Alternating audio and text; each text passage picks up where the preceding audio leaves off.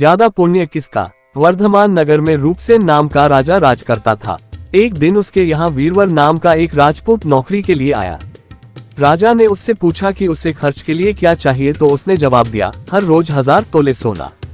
सुनकर सबको बड़ा आश्चर्य हुआ। राजा ने पूछा, तुम्हारे साथ कौन कौन है? उसने जवाब दिया, मेरी स्त्री, बेटा और बेटी। राजा को और भी अचंभा हुआ, आखिर 4 जने इतने धन का क्या करेंगे। फिर भी उसने उसकी बात मान ली। उस दिन से वीरवर हर रोज 1000 तोले सोना भंडारी से लेकर अपने घर आता। उसमें से आधा ब्राह्मणों में बांट देता, बाकी के 2 हिस्से करके एक मेहमानों, वैरागियों और सन्यासियों को देता और दूसरे से भोजन बनवाकर पहले गरीबों को खिलाता, उसके बाद जो बचता उसे स्त्री बच्चों को खिलाता, आप खाता। काम यह था कि शाम होते ही ढाल तलवार लेकर राजा के पलंग की चौकीदारी करता। राजा को जब कभी रात को जरूरत होती, वह हाजिर रहता।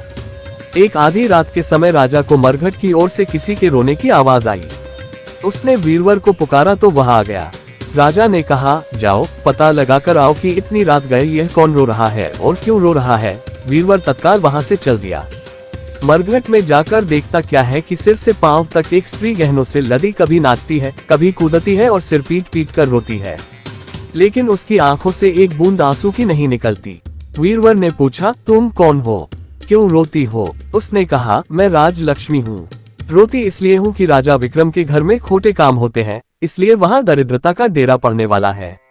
मैं वहाँ से चली जाऊंगी और राजा दुखी होकर 1 महीने में मर जाएगा। सुनकर वीरवर ने पूछा, इससे बचने का कोई उपाय है? स्त्री बोली, हाँ है, यहाँ से पूरब में 1 योजन पर एक देवी का मंदिर है। अगर तुम उस देवी पर अपने बेटे का शीश चढ़ा दो तो विपदा टल सकती है।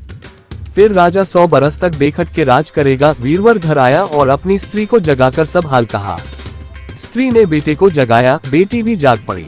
जब बालक ने बात सुनी तो वह खुश होकर बोला, आप मेरा शीश काटकर जरूर चढ़ा दें।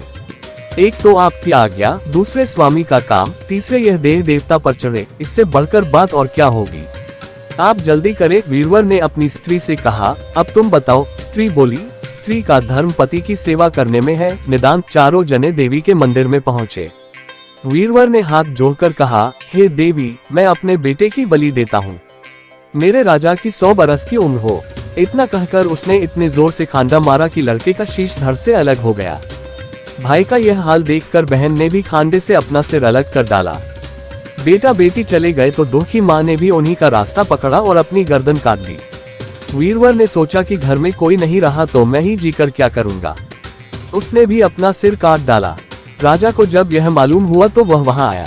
उसे बड़ा दुख हुआ कि उसके लिए 4 प्राणियों की जान चली गई। वह सोचने लगा कि ऐसा राज करने से धिक्कार है। यह सोच उसने तलवार उठा ली और जैसे ही अपना सिर काटने को हुआ कि देवी ने प्रकट होकर उसका हाथ पकड़ लिया। बोली, राजन, मैं तेरे साहस से प्रसन्न हूँ, तू जो वर मांगेगा सो दूंगी। राजा ने कहा, देवी तुम प्रसन्न हो तो इन 4 को जिला दो। देवी ने अमृत छिड़ककर उन 4 को फिर से जिला दिया। इतना कहकर बेताल बोला, राजा बताओ सबसे ज्यादा पुण्य किसका हुआ। राजा विक्रम बोला। राजा का बेताल ने पूछा, क्यों? राजा ने कहा, इसलिए कि स्वामी के लिए चाकर का प्राण देना धर्म है, लेकिन चाकर के लिए राजा का राजपाट को छोड़ जान को तिनके के समान समझकर देने को तैयार हो जाना बहुत बड़ी बात है। यह सुन बेताल गायब हो गया और पेड़ पर जा लटका। कहानी अच्छी लगी कृपया वीडियो को लाइक करें, प्लीज चैनल को सब्सक्राइब कीजिए। ज्ञान बांटने से बढ़ता है, वीडियो को शेयर कीजिए।